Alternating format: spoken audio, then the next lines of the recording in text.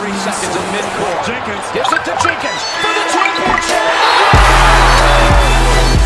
It's Lillard. He got the shot off. Irving and Curry, one-on-one. Irving puts it up. It's good. Kyrie Irving from downtown. Welcome back to another video, guys. So I'm just going to be showing you how to make a logo using Fonto. In my last video, I said that I was going to include Font with a V, as you can see next to Fonto, but I decided to hold that off for another video. So if you guys want to watch my next video, that's what it's going to be on, just how to put watermarks and titles and borders on your videos. So the first thing you want to do is go into Safari and look up dafont.com. And then in the search bar, you just want to look up the first font that we're going to use, Go Bold. And you can see it as it pops up. And then to the right of it, it says download. So when you click on download, a new page will load. And it will give you the option to open in an app. So we're going to open in Fonto. And wait for it to load. So then you want to install the Go Bold Italic. And then you're going to want to do Go Bold Bold.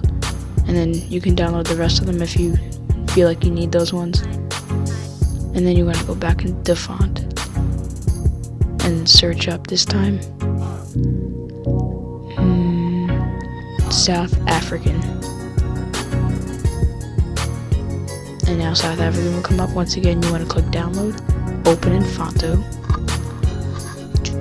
and then you want to install. That's the only one that comes in the file. So once that's installed, we're going to just get one more font, which is American Captain. Okay, so that's gonna load, and you want to click download. So these are just fonts that typical people with making logos use. You can, any other fonts, you can just use those. So wait for that to download. That comes in. Now we're gonna look up a background. So I'm gonna theme my logo blue and purple. So I'm just gonna look up a blue gradient background, and I'm just gonna use this one. So you can basically choose any gradient color background. You can use any background, but gradient is suggested just because it looks kind of bland, but it looks like a background. So now you want to import a photo, specific the background, and then you can tap to add the text, and then let's just use Infinite Mixtape for an example. So that's might not be the font or the color you want. You're going to click font, and now we're going to use South African on the top. So we're going to scroll down to S. But if you notice, South African is not there, so you have to go into My Fonts, and then South African personal use will be there. So now, if you don't want black, obviously not a lot of people want black, you can click on it, click Style, and basically scroll along and find any color that you want. Now, if you don't want any of these colors, and you kind of want a blend mixture, you can click Create Color Pattern on the bottom, and then you click Horizontal on top, and then you click Vertical. So now it blends vertically. So you can use any colors. I'm just going to use purple and blue. I'm just going to find the right ones to make it look good. So you can just basically test them out, and then click Apply in the top right when you're done. And the stroke, you can pick any of these colors again, but I prefer black because it's just more professional looking. So you can make it as thick as possible, the stroke, and then I usually stick around 10 or 11. The width on the bottom. So then you want to click Style next to Color, and you can drag the alpha all the way up if you want.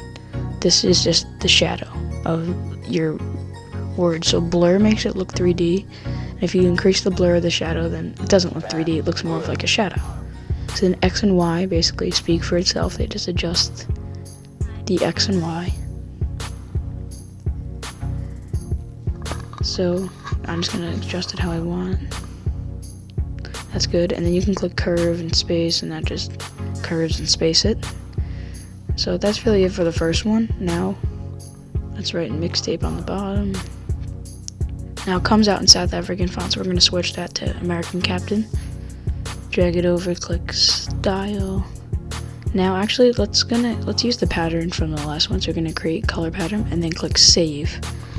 And then, so we just saved that color pattern that was in the infinite one. So we're going to click Create Color Pattern, and then click 3 bars, click My Pattern, and it'll show up, and then we're going to do Vertical.